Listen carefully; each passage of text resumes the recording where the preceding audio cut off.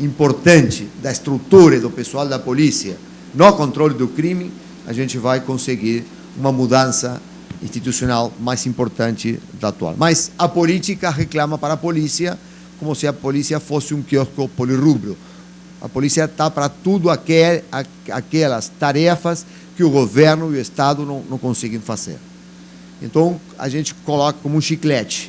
A polícia é um grande chiclete, onde, quando você faz uma interpretação, um diagrama, um mapa sobre a polícia, na Argentina, por exemplo, você vê que grande parte do pessoal da polícia faz apoio administrativo da direção superior, ou no Ministério ou Secretaria de Segurança Pública. 40% do pessoal. 20% do pessoal está fazendo segurança para funcionários políticos, legisladores e pessoal da justiça. 10% da polícia está fazendo cuidado de pessoas em penitenciárias. E um monte de pessoal que tem licença por doenças e demais. Só fica 15%, 20%, 30% do pessoal policial fazendo tarefas na rua. Então, se você tem esse mapa institucional da polícia, você tem um problema com a polícia. Quando o chefe policial reclama para o poder político maior orçamento, maior número de policiais para essa instituição policial, aí temos um problema sério na América Latina. Segunda questão fundamental, segunda dimensão fundamental da reforma da polícia é que organização é necessária para essa função do controle do crime. Se você olha para a organização, a estrutura organizativa das nossas polícias, são burocracias totais. E, aliás, cada uma das unidades ou dependências administrativas da polícia tem um chefe, 50 assistentes, o cara que traz água, o cara que faz mandado, o cara que é motorista, outro. Cada chefão policial parece um reque árabe. Por isso as polícias na América Latina têm 40% do pessoal fazendo apoio administrativo. Na verdade, fazendo tarefa de assistência para a direção. É tão importante a direção, que a direção consome a grande porção do pessoal policial. Na rua, a menor quantidade de pessoal policial. Então, que organização a gente quer? Quando a gente fez organização, na nossa experiência na Argentina, da Polícia de Segurança Aeroportuária, nós criamos a estrutura de mando superior e administração, uma estrutura muito empresarial. E a gente criou uma estrutura de pessoal civil sem Estado policial para atender essas tarefas. O policial só pode fazer tarefas operacionais nas estruturas operacionais da instituição.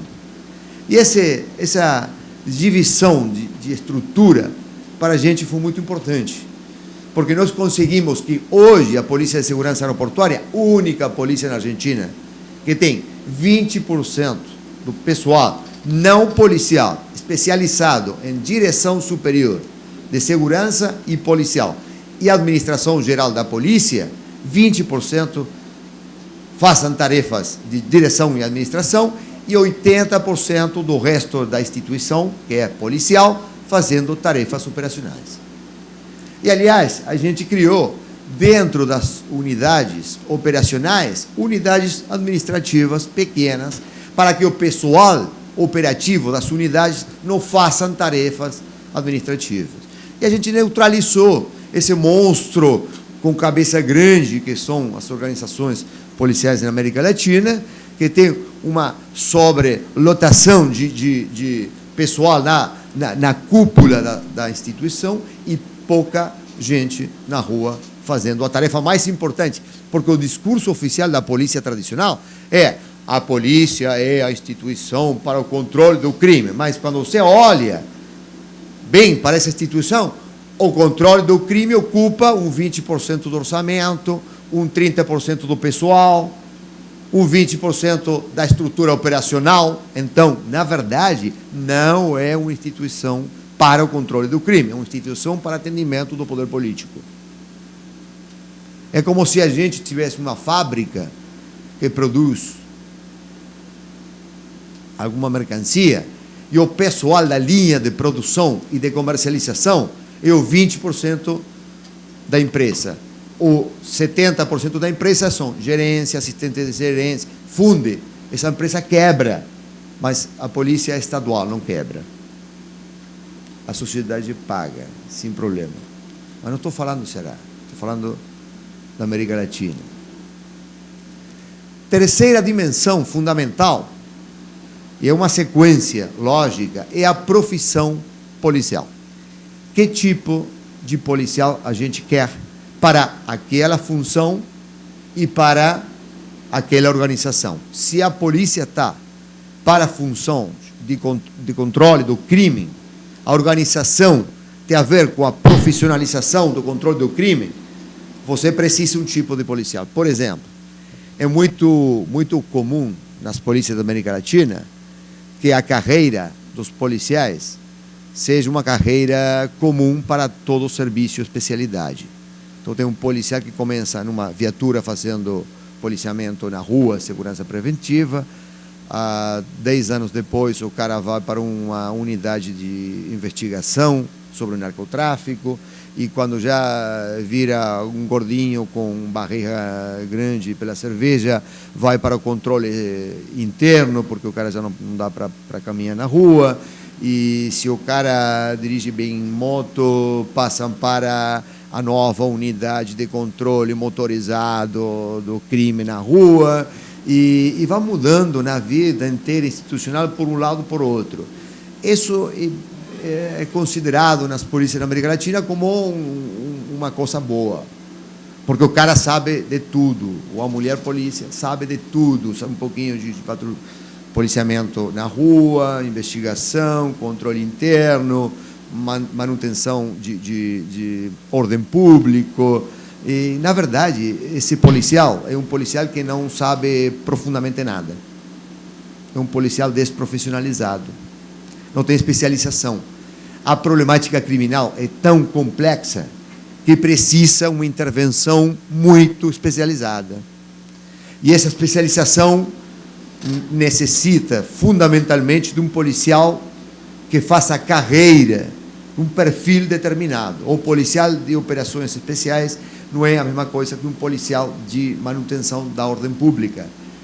E não é a mesma coisa que um policial de prevenção na rua, e não é a mesma coisa que um policial que trabalha a investigação de delito comum, ou um policial que trabalha investigações complexas sobre crime organizado. São especialidades diferentes, que precisa de uma profissão policial diferenciada. Fundamentalmente, segurança preventiva por um lado, segurança complexa por outro. Hoje, na América Latina, todo mundo faz tudo. Muitas situações têm a ver com o problema das nossas polícias, que as brigas internas entre policiais são resolvidas mandando algum policial para uma outra unidade, ou jogando fora o policial da unidade onde o cara faz barulho, ruído, ou alguma coisa assim. Mas não tem profissionalização. Uma carreira inteira, onde o policial começa como especializado em investigação complexa de crime organizado e finaliza sua vida institucional 35 anos após, especializado nessa matéria. A mudança tem a ver com a mudança da expertise. Um policial de base tem a necessidade de ter uma grande capacidade nas operações. Um policial médio na supervisão, na condução tática, e um policial superior, já nos 30 anos na instituição, tem que ter destrezas para fazer direção estratégica, mas tem que estar especializado. Então, o profiling, o perfil do policial é chave, e essa é a terceira dimensão. A outra coisa que é muito duro, eu sei que estou jogando uma pedra assim no pé da gente, tem sentido oficialidade e soldados? Oficialidade e suboficialidade? Quando começa o fogo, não tem oficialidade e suboficialidade. Isso, ainda hoje, não compreendo muito bem Isso é, não será que a suboficialidade está para assistir à oficialidade? Se é muito importante o trabalho na rua, para que preciso suboficial? Necessito oficial operativo qualificado. Eu estou esperando ainda, há 10 anos que estou fazendo essa pergunta, que alguém venha, tecnicamente, a explicar para mim o sentido da diferenciação do exército do século XIX entre oficial e suboficial.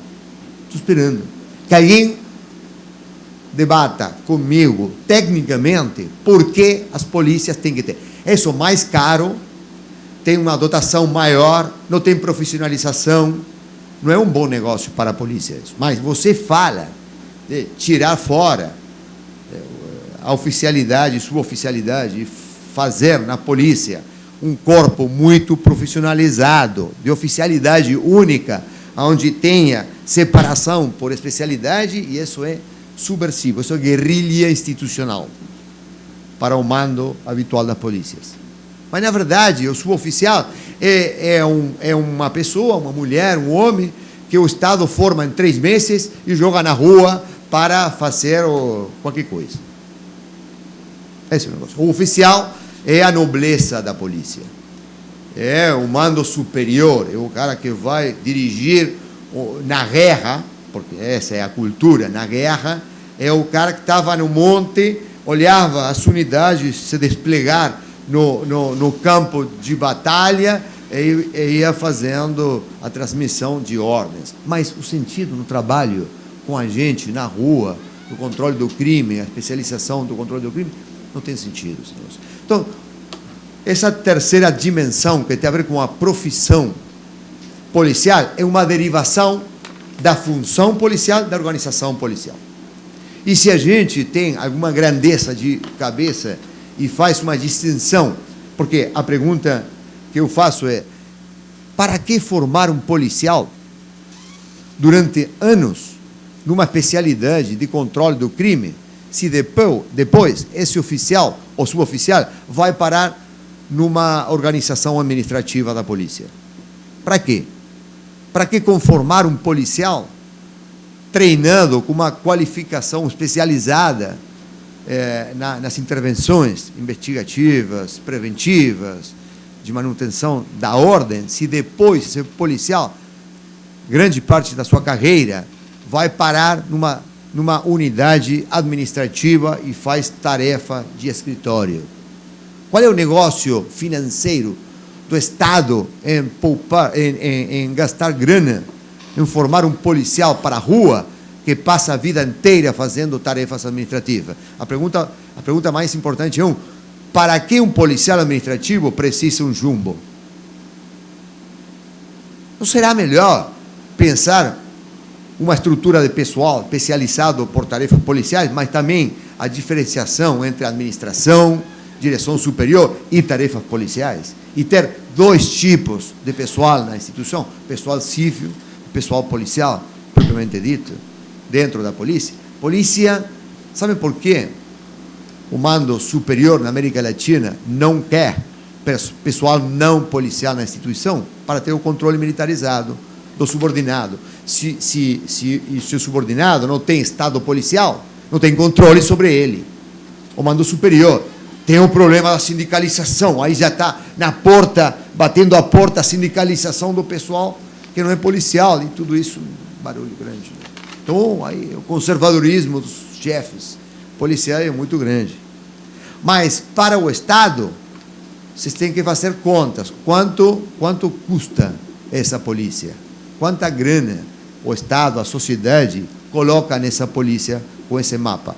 Eu, quando sou convidado a fazer consultorias internacionais ou dentro da Argentina, o primeiro que eu falo com o governador é: eu quero fazer um mapa da instituição. Senão, não falo.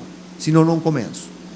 Se você dá permissão para fazer mapa, há pouco tempo trabalhei com o governador de Chaco, uma província da Argentina, um estado da Argentina, e um governador muito inteligente, um amigo meu, há um tempo atrás, né?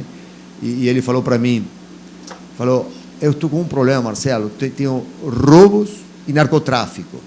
E eu falei, você tem um problema, a polícia, no roubo e narcotráfico. Você tem um problema, tem uma instituição onde grande parte dessa instituição não faz tarefa na rua. Mas eles estão falando para mim, falava o governador, estão falando para mim que ele precisa mais pessoal, mais estrutura, mais orçamento. Dá para mim a possibilidade de fazer um mapa sobre a instituição. Foi um escândalo na província, porque o governador tomou a decisão de avançar numa reforma profunda da polícia, quando eu mostrei que só 20% da instituição faziam tarefas operacionais. 20%. E a gente fez uma avaliação financeira, o que ao povo chaqueño custava essa instituição policial. Não é para falar esquerda, direita, o negócio se a gente quer muito mais, ou namora com a polícia, ou não quer a polícia, e não o pessoal de esquerda está querendo ter uma visão assim contra a polícia. Não tem nada a ver com esse negócio. Tem a ver com o negócio administrativo, que é o que faz o mundo da administração. O mapa da instituição, o mapa real. Claro, tem que ter uma estratégia na clandestinidade, porque o mando superior policial vai tentar impedir você dar uma olhada sobre esse negócio. Às vezes, porque o mando policial não quer reforma, porque acha que é uma perda de poder.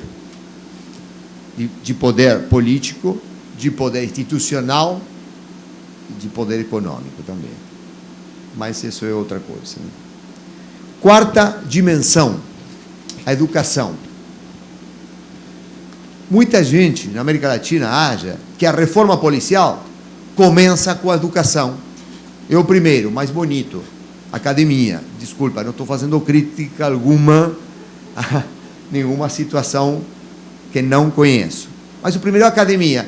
E a ideia que tem essa intuição é que se você muda a academia, muda a polícia.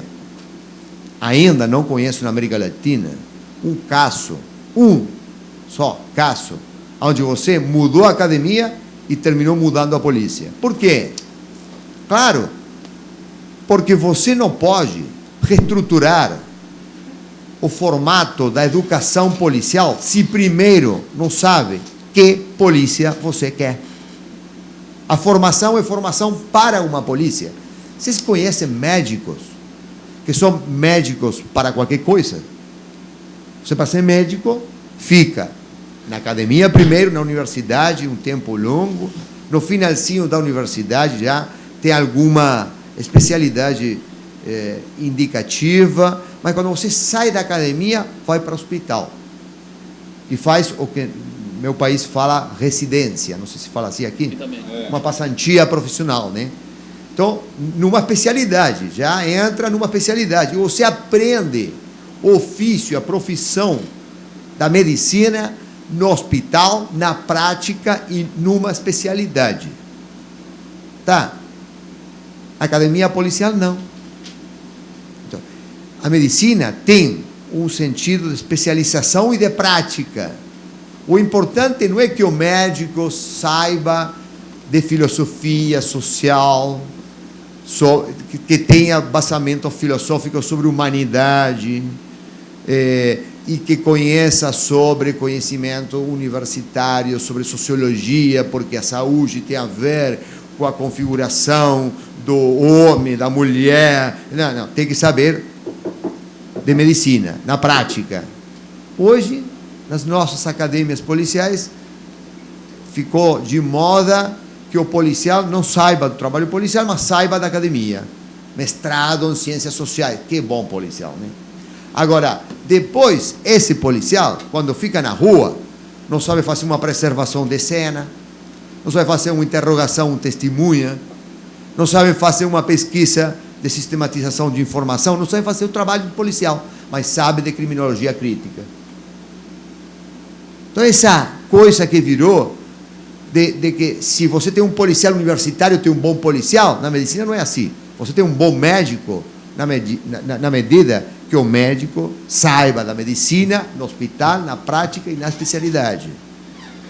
Então, Agora, a definição da matriz educativa do profissional tem a ver com a prática e a especialidade. Se você começa a mudança, ou pretende começar a mudança da polícia pela academia, a pergunta que eu faço é, você não definiu ainda a mudança da polícia, não tem uma reformulação da função policial, ainda não pensou uma nova estrutura organizativa, ainda não sabe as especialidades policiais que você quer, e começa pela academia, é um problema isso. É o carro que está por diante do cavalo, sem dúvida alguma. Então, esse é o quarto nível, o quarto dimensão da mudança, é a educação. Você pode definir, formular uma estruturação nova da educação quando você saiba a função, a organização e o perfil profissional do polícia que você está querendo jogar da academia, está querendo formar na academia. Se não tem esse negócio, a mudança é difícil.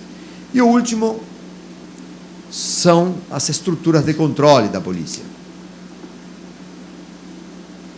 As estruturas de controle da polícia também têm que ser estruturas especializadas.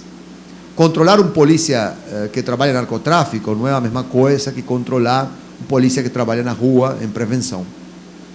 Porque a possibilidade de abuso no uso da força ou de corrupção de um policial do outro é diferente. E essa diferença tem que ser estruturada numa diferença do controle, da estrutura de controle. Eu sei que pelas mudanças ficamos com pouco tempo, né? Vou fazer uma última consideração.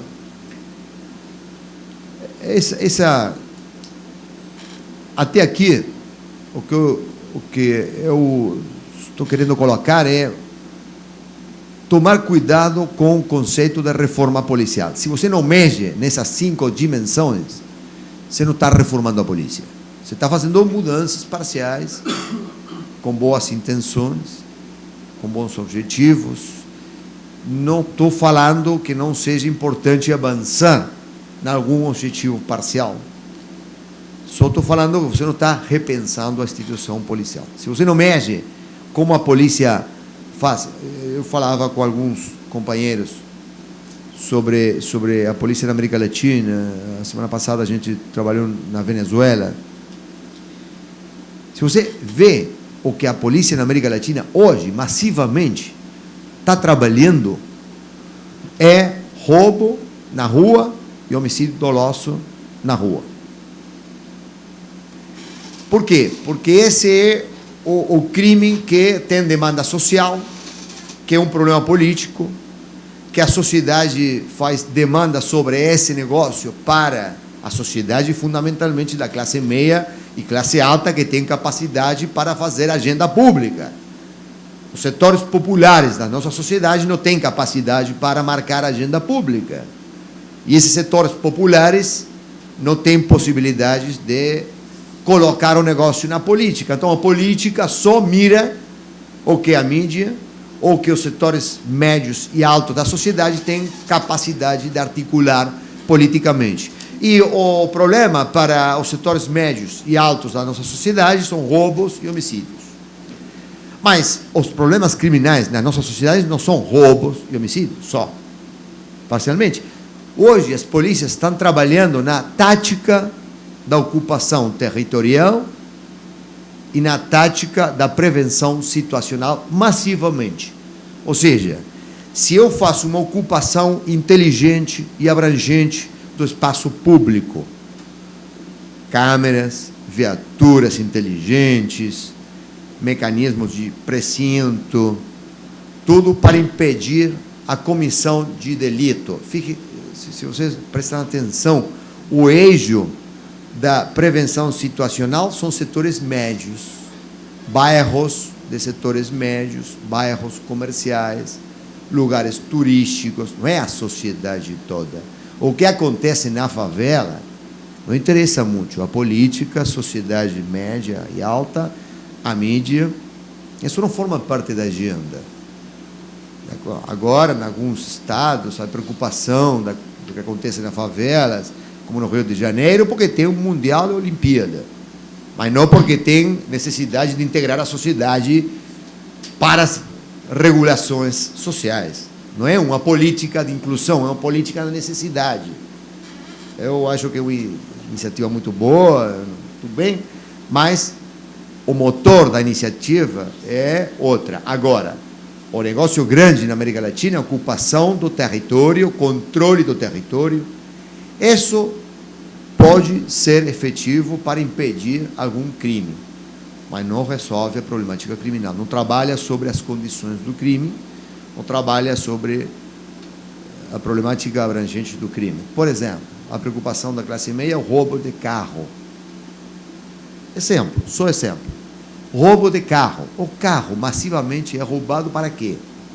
Para cortar e produzir venda de autopartes. Quem compra isso? Quem compra isso? A classe média que tem carro. Mas isso não é um problema criminal. O problema criminal é o ladrão de carro. O problema criminal não é o consumo da autoparte de parte de setores médios que formam parte disso. A grande expansão do mercado da cocaína no Brasil. O Brasil está cabeça a cabeça com a Europa, brigando pelo segundo lugar em consumo interno de cocaína. O Brasil deixou há muito tempo de ser um país de trânsito. Hoje é um país também de consumo. Pergunto, toda essa cocaína, 100 mil quilos puros por ano, distribuído 500 mil quilos, cortado, é para alimentar o consumo de cocaína nas favelas? Será? Porra.